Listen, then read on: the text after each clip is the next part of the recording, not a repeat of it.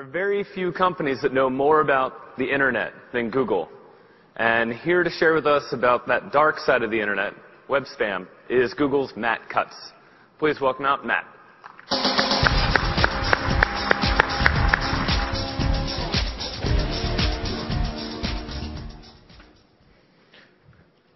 All right. My name is Matt Cutts. I'm an engineer at Google. I've been at Google for a little over 8 years. Most of that time, I've worked on spam.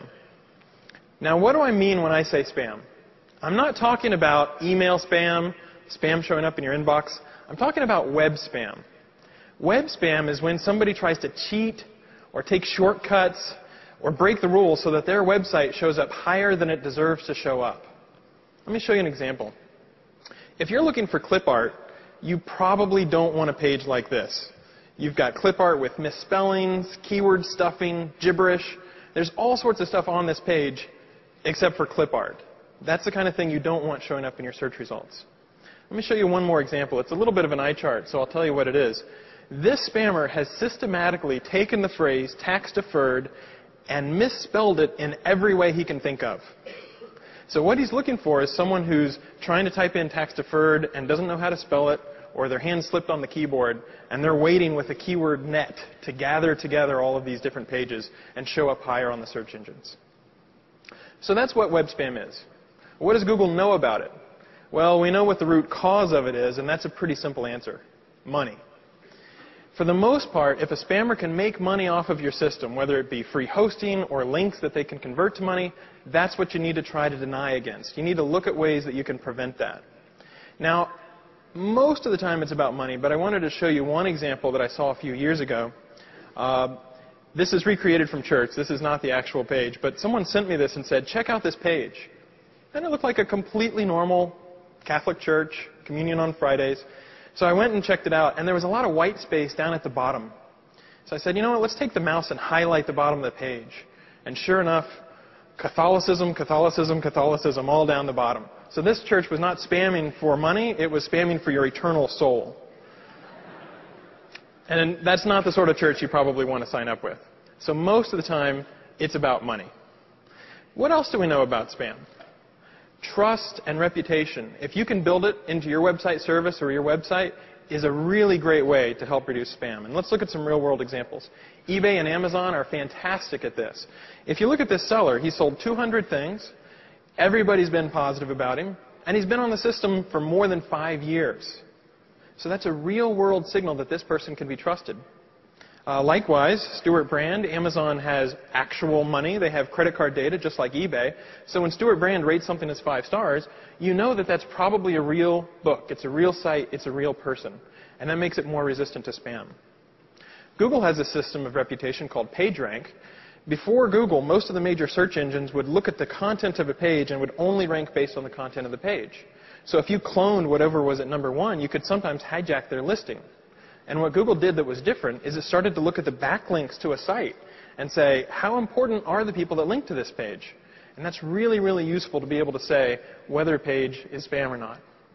So the takeaway is actually pretty simple. Look for ways to build a little bit of reputation into your system.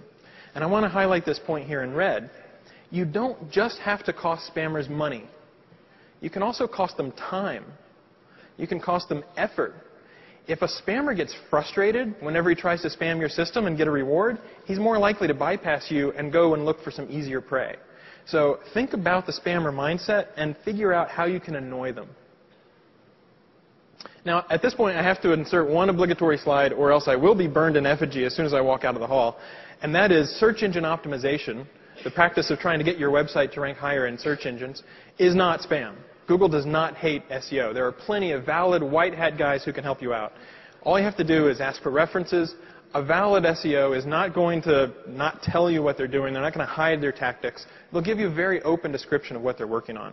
So there's some very simple tips to find some good guys. All right, let's get back to some stories.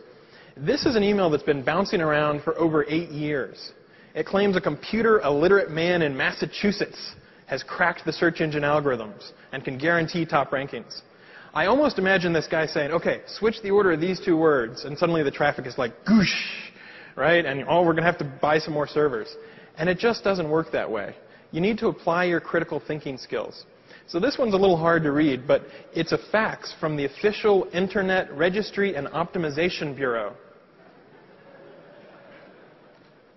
There is no such thing, right? So when a board member comes to you and says, oh, I got this fax, or I got this letter and we had to pay $65 for our annual website search engine listing, just shake your head and let them know you don't have to pay money to the search engines to be ranked.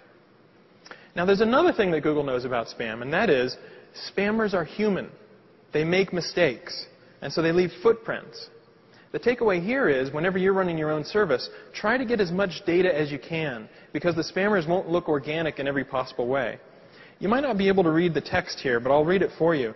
Someone has bought this computer illiterate man's package, and he got a template, and he filled it in, and it says, insert your hidden text here. Right?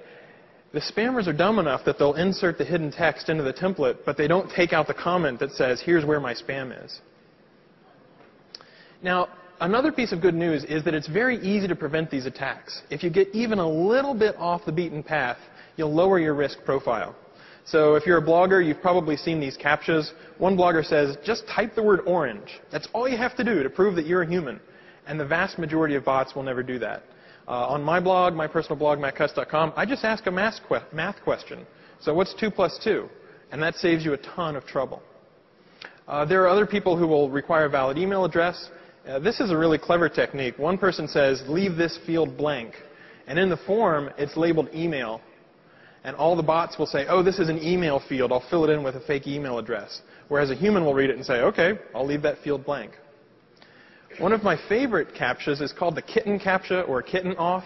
It shows you pictures of animals and says, OK, click on all the kittens, or in this case, click on all the foxes. And bots are really bad at telling a fox from a dolphin. So if somebody comes through here, you know that it's a real person. Now we get to the depressing part of my 10 minutes. Unfortunately, Google also knows that spam will get more malicious and more dangerous in the coming months and years. So just yesterday, there was a SQL injection attack that affected 500,000 pages on the web. What you can do, keep your software fully patched. You know what? This is Web 2.0. You should probably be running a lot of your software as a service. Then you don't have to worry about patches. You can just, let the other people worry about it. And it's important to look at the security holes in your system. Try to find those cross-site scripting holes before the hackers do. So what are the insights that I want you guys to walk away with? It's actually not that hard. Number one, try to get some trust, some reputation into your system. Because if you can lower your risk profile, if you can get even a little bit off the beaten path, away from these default software installations, you'll save yourself a ton of grief. And spammers are human. You can make them angry. You can make them frustrated. You have the power to raise their blood pressure. Take advantage of that. Make them cost in time. Make them spend extra effort trying to spam you. If you remember anything from my entire talk, I'd like you to remember this slide. Dan made fun of us for saying don't be evil, but this truly is a don't be evil service that we provide. It's completely free. You register your site, and then if we see that your site has been hacked, or if we see white text on a white background, something like that, we'll often drop you a note and give you a heads up and say, you know what, there's a problem with your website.